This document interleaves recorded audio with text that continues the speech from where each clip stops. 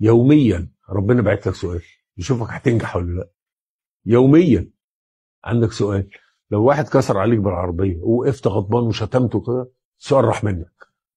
لو رحت تشتري اكل لقيته غالي وما قدرتش تشتريه، سؤال راح منك. انت بتضيع في اسئله للاخره. انت يوميا عندك اسئله.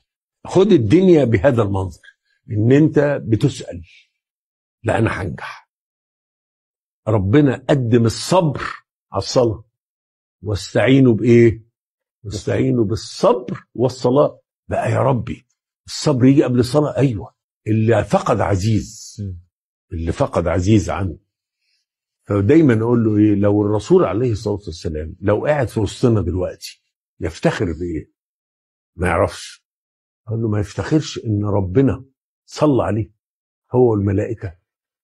ان الله وملائكته يصلون على النبي. يقول لي طب ايه علاقه ده بالموضوع؟ اقول له لو صبرت هتبقى زي النبي. الذين اذا اصابتهم مصيبه قالوا انا لله وانا اولئك عليهم صلوات من ربهم.